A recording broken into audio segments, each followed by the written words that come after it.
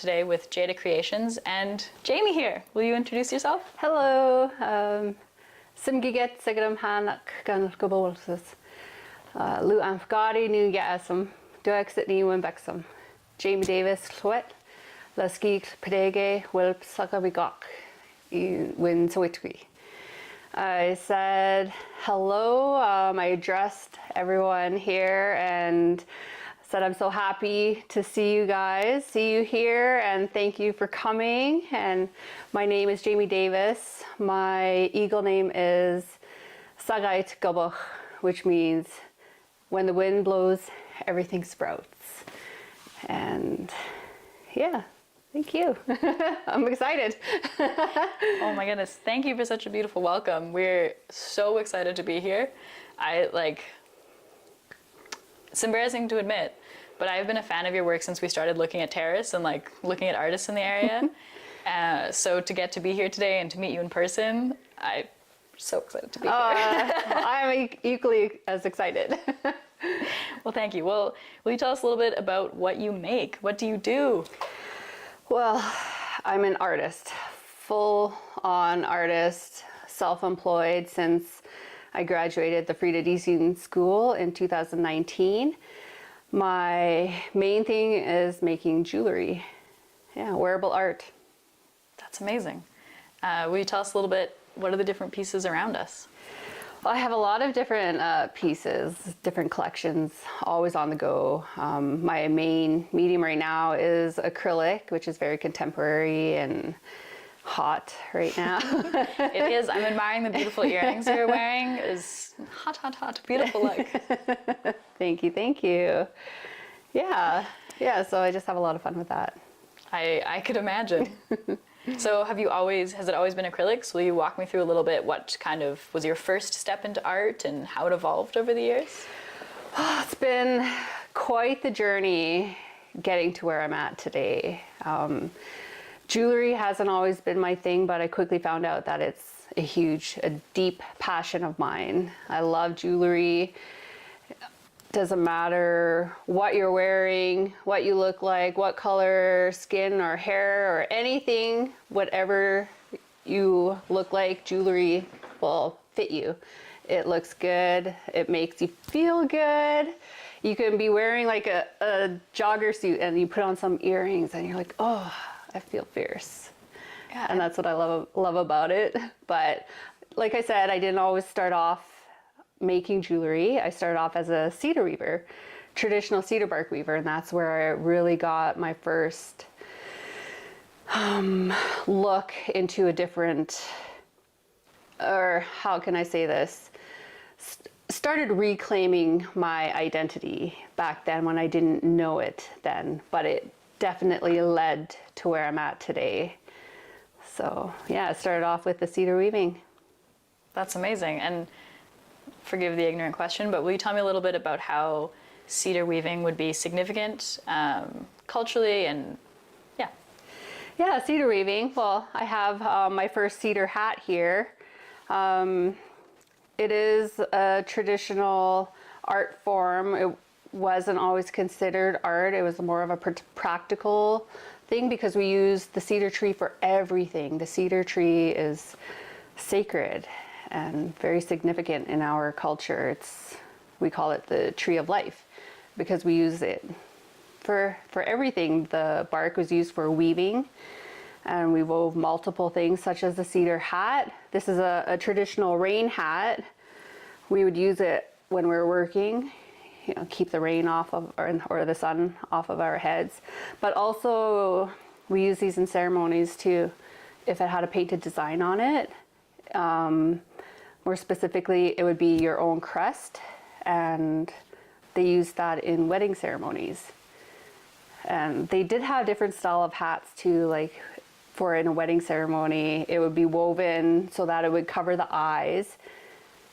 And so like the bride, it was like the veil, right? Very similar. Yeah, and so that's a couple of uses of the cedar hat, but baskets were woven, mats, even using spruce root could be woven for cups and bowls. So we wove everything with it. And then the trees themselves were used for our totem poles, carving our bowls, our dishes as well, masks, long houses, canoes, paddles, everything.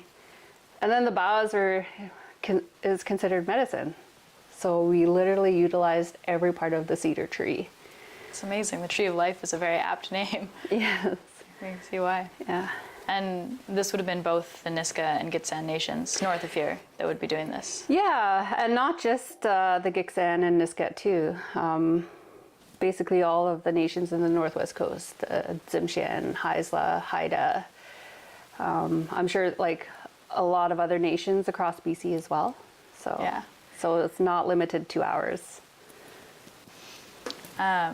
That's amazing. It's such a beautifully made hat too. Thank you. That was my first one ever made. So we just got better from there too. That's amazing. What did it mean to you to be learning cedar weaving? I was very young, early 20s. I think I was 23 when I first. I'm smiling because that's Lucy's age. When I first touched cedar bark. Like I've seen it growing up, but like it was just always there in the background, no real interest in it. You know, it was just a part of everyday life. But I went commercial fishing one summer, and then I landed on Haida Gwaii, and we were visiting the captain's sister who had her beautiful cedar woven works all over her house. And I was just like, what is this kind of thing? And she must have saw it in me before I did, because she asked me, do you want to learn? And I was like, yes. And called me over the next day and had a little lesson prepared. It was, you can't see it on the hat because it's got the abalone there, but it was the start of the top of the hat or bottom of a basket. So it's just this tiny circle, it was about that big. And she's like, watch what I'm doing. And she started twining. And she's like, did you see that? I was like, yeah, as I'm watching over her shoulders. And she's like, now you try. And so I picked it up, and it was like like I've done this before. My fingers just started moving. I was weaving, like, you know, blood memory is what it was. Like I know I've done this in the past life, and it just came so naturally. And while I credit Victoria Moody from Haida Gwaii for teaching me, she had some lessons prepared, like, okay, now you're gonna try this. But she wouldn't actually like really show me how. I would go and do it. And it just took off from there, and the rest is history, or her story is what I love to say, because it's her story. It's my story, not his. I think that is so well said. And what an amazing story. Like, I don't think many people get to experience that beautiful moment of just knowing you're in the right place, doing the right thing. Right. That's amazing. Yeah, and I wove off and on for the better part of 10 years, and it was something that I did like a hobby. Mm-hmm. And not once would I think I could make something of it. Like, you know, there was always that stigma around being an artist as a career path. Yeah. And so it was never in the back of my mind that I could be an artist, but here I am today. And man, is the world better off for it. Thank you. What was the transition? How did you go from cedar weaving? What happened next? Ooh, so cedar weaving, I landed this amazing summer job in the Nass Valley at the Visitor Info Center. I know I love this story. Yeah, it's pretty cool. Like looking back at it, like how I've come full circle to some things, it's pretty cool. But so I was an artist in residence at the Visitor Info Center. I was there weaving, and that's actually when I started making jewelry too out of cedar bark. And that's when I discovered a passion for jewelry design and jewelry making. And And then being in this visitor center, I'm surrounded by photos of all our ancestors. There are books there, and I'm reading these books and talking to tourists worldwide about my culture. And so I'm like really learning more about who I am, while not really realizing it at that time. Like, it's easier to connect the dots backwards, right? But learning more about my own identity, it just, like, it was a gravitational pull. The more I learned, the more I wanted to learn. And so I did that for a couple of summers. And then it's kind of a like a roller coaster, this journey I've been on, because after that job, like, I was over the moon. Like, I thought that was my dream job. But then it had to come to an end because it was a summer residency. I'm like, okay. And I was living in the Nass Valley at the time. I'm a single mother at that time too. And for the better part of a decade, I was a single mother. But I couldn't find any other employment in the Nass Valley, and so I had to look elsewhere. And I looked to Terrace, of course, because I lived here, and you know, it's close to home. I consider Terrace my home, and I found a job at a bank, and yeah, so I was a banker for a good couple of years there, and Awesome. yeah, no, it was. It paid the bills. I was good at my job. I saw upward movement there. And, you know, it was one of those things where, like, I drove past this building. It was a brand new building. I'm like, I'm going to work there. And then I applied and I got a job. And then I saw, looking at the people up on top, I'm like, I'm going to work up there. Like, I want to be at the top with the big guys, right? And like, I totally saw myself having a career there because I was really good at my job. Believe it. Yeah, and it was like a switch, that exact same thought. I saw myself working there for the rest of my life. And then it's like, this isn't for me. It is totally not for me, because in that time, I actually really lost myself. I stopped weaving. I was going to work every day, and I just felt like a robot. And I'm like, I can't do this for the rest of my life. Like, helping people is what I loved, and nothing about that industry, but it's not for me, right? Like, everybody has their own thing. Yeah. Right? Yeah. And so I actually went on medical leave. I decided to take a break, and it was the best decision I could have made for my mental health. Yeah, and there's still that stigma around it, and even more so, like, just not that long ago, it was 2016 when I decided to go on medical leave for my mental health. Good for you. Thank you. That's hard to do. It was, and at the time, like, I wasn't even thinking about what are they going to think about me, right? Like, I wasn't worried about that at all. Something just told me, like, and I was just totally following my intuition and just, like, listening to whatever was guiding me, and I took that break, and I was fortunate to be able to go on medical EI at that time, so I could still afford to pay the bills. Good news. Yeah, because, you know, like, being a single mother, I have my son to provide for. You have much higher stakes Yes, than the average. But it was the best thing I could have done, because during that break, I actually picked up the cedar bark again. And then I really started making that jewelry, and I'm like, it's like it just brought me back to life. Like, that spark was there, and I was having so much fun just creating jewelry, coming up with all these new designs, and started selling on my Facebook page. like I think I had made my page a few years prior, but it wasn't like really pushing it. And then I started selling on my Facebook page, and yeah, I remember being able to afford a rain jacket for my son when he was like 4 or 5, and I saw it in the mall, and it was the cutest thing ever, and it was like $40, and you know, like I didn't have an extra $40, but I'm like, I can make a pair of earrings and sell those for $40. And that's exactly what I did. And I went back and I bought that jacket, and then I think that was really the beginning of this whole journey of being a jewelry maker.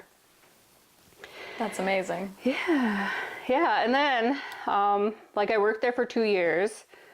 I did work at another bank prior, like years back. So I had that experience in the banking industry already. But on one slow day, again, I don't know what it was.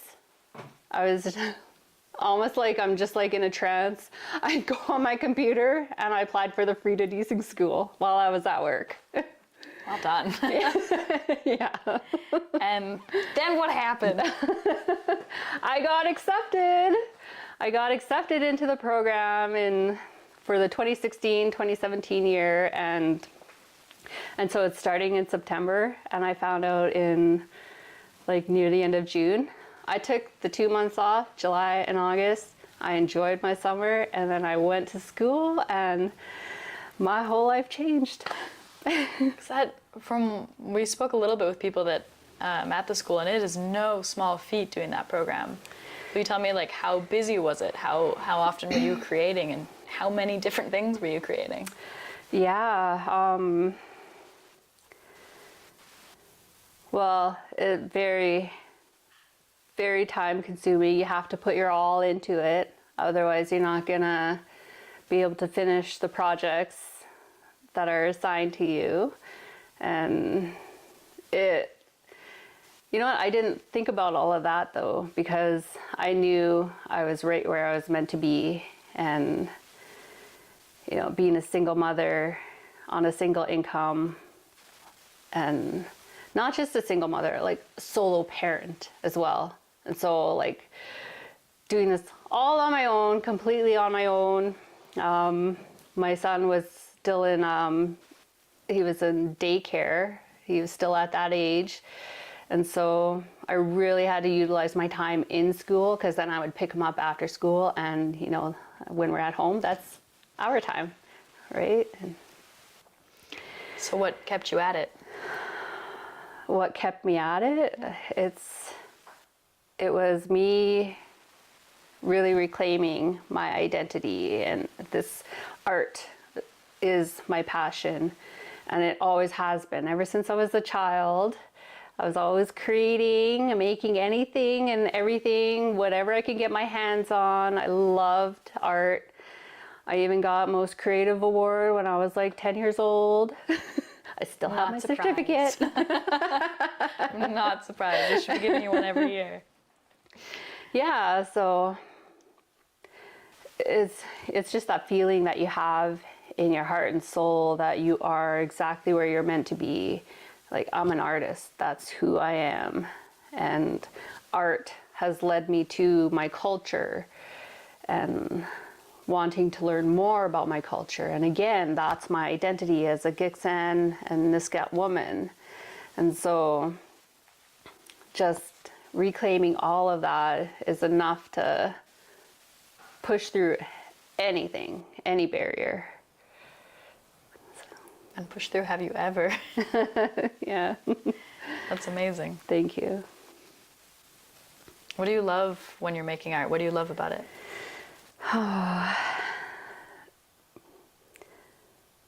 Well, there's a lot of things that I love about it.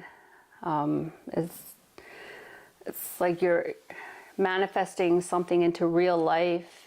You're keeping a part of your culture alive. And especially with my jewelry, it's wearable art. And so I'm sharing a piece of my culture through wearable art with the world. And that lets the world know that we're still here. We're still a living people. And yeah, here we are. That's amazing. Will you tell me a little bit more then about the different pieces that we're surrounded by? So you talked about the hat, but will you tell me about your earrings more? My earrings, well, like I have a lot of different designs. Each piece I like to share a little story with it. Each piece tells a story or shares a bit of our history with it. Like for instance, the earrings that I'm wearing, it's an eagle design, and I come from the eagle clan of Kitwangach, and it's kind of in flight, right? And so my wings have been spread and I'm flying and I'm soaring through this thing called life. And you know, when I share that story, people can often resonate with that. They're like, yes, like I'm flying too. And you know, it gives them that empowering feeling. Or it can be like a design, like I have an arrowhead design. I know the hardships I've gone through, and then I saw this quote that, you know, imagine you're an arrow, you're being pulled back.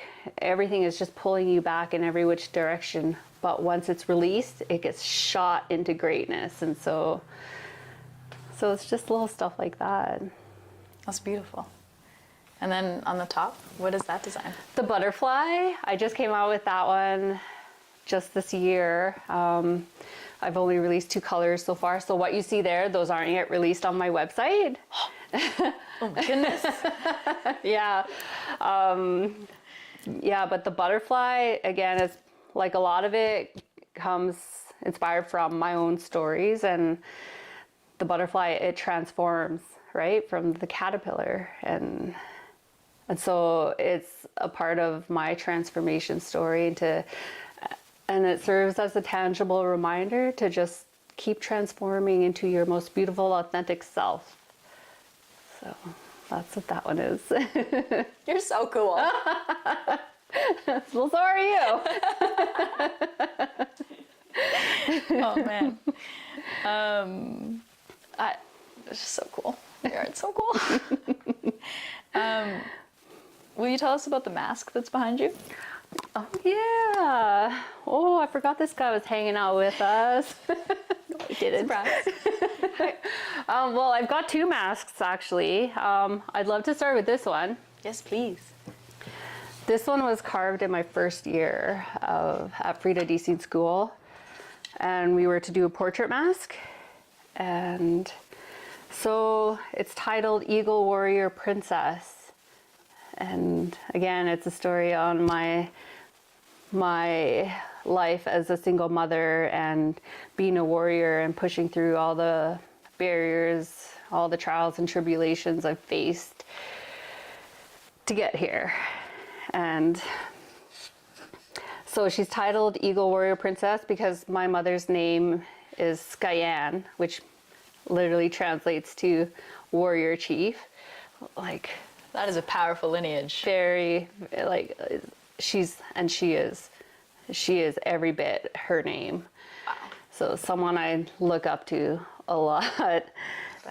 And so here's the Eagle Warrior Princess because, you know, my mother is a matriarch. And so we'll start by the libret. The daughters of the matriarchs would have a hole in their bottom lip to signify their, like where they stand within the nation. Like she is a matriarch in the making, so to speak. And So traditionally you would have had a hole here. yes. And I did have one at one point, but it was kind of too low, so I took it out. Yeah, and the color, that signifies her mask, like a warrior's mask. And the color, teal is my favorite color. I was wondering. Because there is teal everywhere. Teal everywhere in my branding, yeah. But also, like, this is a slightly lighter shade. I tried to go more of like a patinaed copper look because, like on the Statue of Liberty, it became that due to being weathered, and it forms that layer of protection to like protect the copper beneath it. And so this represents protection. Yeah, and then the side was painted to depict the visor that the warriors wore, like back in the day of battle. They would carve visors where the helmets would be attached to. And I know Dempsey has like an amazing panel sculpture that I just saw, and it was my favorite piece. But anyway, that's what that represents. So, and this is actually my hair too. This explains why it looks so realistic. Yeah, the summer before I went to school, I had just gotten out of a really toxic relationship, and so I cut my hair as a symbol of like rejuvenation and regrowth, right? And you cut off all that negative energy. Mm-hmm. But then I was like, artists, like, they love to use hair in their masks. I bet someone might want to use that. And then I was like, wait a sec, I'm going to school for this. Yeah. So I held on to it, and yeah, I put it on her. Completely 180 the negative energy. Yes. And this mask actually belongs to my son. So it's part of our culture to give away your first piece. Yeah, and this hat belongs to my nephew. That was my first hat. And so all of my first pieces, I've stuck to that, held true to that, given them away. Your son must be so proud. He is. He's my number one fan. Oh my gosh, the support I've received from him has been undying, and like I really couldn't be here without him. And I remember, like, in the Frida Deasing School in our third year, it was brand new to the program. It was only a 2-year diploma program, but then they offered a third year for advanced diploma, which offered jewelry engraving in the first 2 months, and then a full-time carving program, 9 to 5, Monday to Friday, and business courses on top of that, because they really wanted us to learn the business side of things too, because making art is one thing, but having it as a viable business is another. And so, yeah, we were in a full-time business program, 4 courses, I think it was, so 2 per semester. Wow.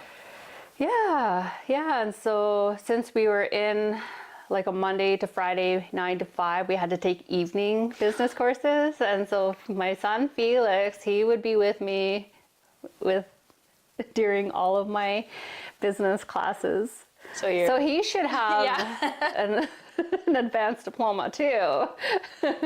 Sounds like it. He's preteen now? He's 12 now. 12 now. So he's a 12-year-old with a business diploma. Yeah. That's remarkable. And he came to my business finals with me, and he was sitting there with his little tin lunchbox and his Hot Wheel cars, and he was like, "Good luck, Mom. Good luck, Mom." Oh my gosh. Yeah, and I'm just like... We should all be so lucky to have such support. That's amazing. Oh, yeah, it's incredible for sure. He truly is the greatest, and he comes to my markets with me sometimes. He loves doing that too, but gives me a little bathroom break, and like, you know what, if you sell something, you can keep that money. And so I think that motivated him. And he's like, "Go ahead, Mom, take your time. I'll be busy making money, don't you worry." Yeah. That's amazing. Has he started getting into art, or is he interested off in other directions? He was, when he was younger.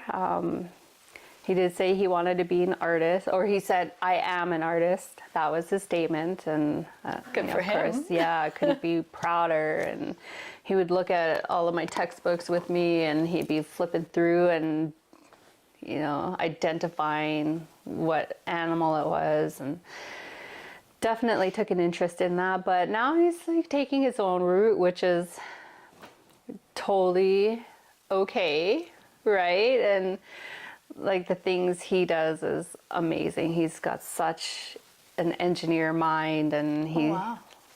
yeah, he's so creative, and he loves his Minecraft. And Of course. the things that he builds in Minecraft, it blows my mind. Very cool. Yeah, yeah, so creative, and like he does the coding in there, and it's just incredible. Wow. Yeah. That's amazing. Yeah.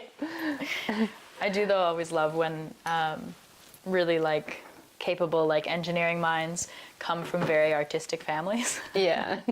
We always giggle a bit because both our parents are very, very artsy, and then my sister went into science. Oh yeah. We pulled her back a bit into the art, but it's always funny. Yeah. We don't have too much more time left, but I would love to hear about your third year mask as well. Sure. Yeah.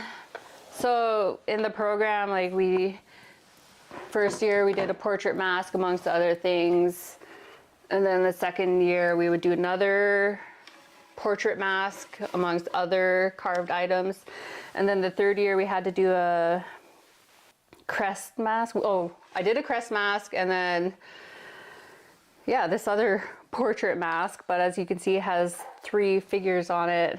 And each year I was inspired by, like the first year it was my own story. The second year I did my mother, Skyan. I did a bigger portrait mask. I recently just gave that back to her. Well, I felt like it was the right time to give it back to her, and so it's an evolution of this portrait mask.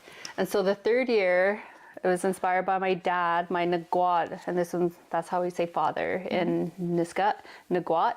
And so I titled this one Naguatum Gibu, which is father wolf. And my dad comes from the wolf clan. And so he's a chief as well, Samagit. And so I wanted to carve him.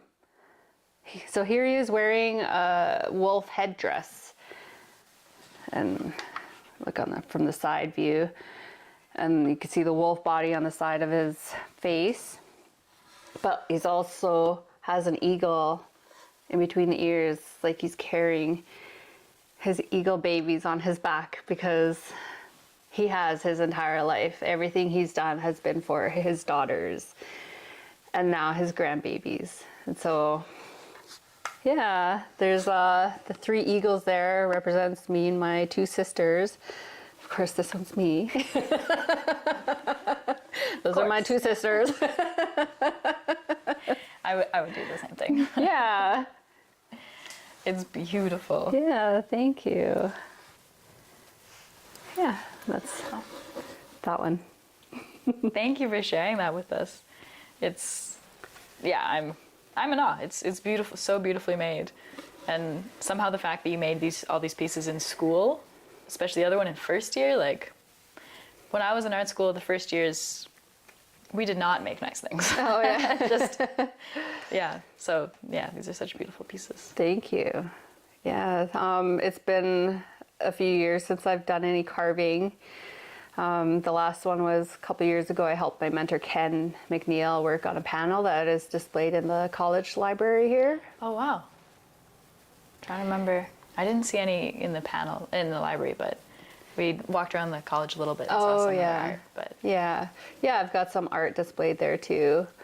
I think some of your other art I've seen there, but not the panel. Yeah, but now like I've established my business in jewelry making so that other people can come in and help me, and that's hopefully like that's where I'm headed now, that I can like step back a little bit in my jewelry business so that I can get back to my knives and my cedar and my painting, because it's all my passion. And that's amazing. Yeah, working hard on that balance too. That's what it is. Yeah, that's a whole conversation unto itself. Mm-hmm. That is a hard thing. Yeah. Before we say goodbye for the day, is there anything you wish people understood about your art that they don't often seem to know? Yeah, well, like we live in the northwest region of BC, and it is called Northwest Coast Art. And so cultural appropriation is huge everywhere. Like not just with our art, but with every art form. And just because it's on the internet, people think that they can just take it and it's theirs. And we're fighting so hard against cultural appropriation because there was a point where we weren't allowed to practice our art form or anything to do with our culture. We were imprisoned, we were even killed. And yeah, so now we're here, we're all reclaiming our identities, reclaiming what is ours. And yeah, not everyone has the inherent right to practice this art form. This is, this belongs to the Northwest Coastal people. And yeah, and the same goes for me. I'm not going to go and practice a different art form because it makes me feel good, right? No, I don't have that inherent right. So I'm going to stick true to who I am, and this is who I am. So it's important to really learn your history of your own people and go from there. That would be the good starting point, I think. Yeah, beautifully said. I think we would all be a lot better off if people kind of not stuck to what they know, but really like made things with honesty, made things from a place that they understand and that they know the history Right. of. Yeah. And, it's okay to admit when you're wrong, right? Like there's a lot of ignorance out there, and if you don't know, that's okay. That's okay. We're all here to help people learn or whatever it may be, and just it's okay to admit when you're wrong and and say your apologies. Yeah. Nothing wrong with that. No, it is very okay to be wrong. Yes. I personally am terrific at being wrong. I do it regularly. But Yeah. You're not alone there.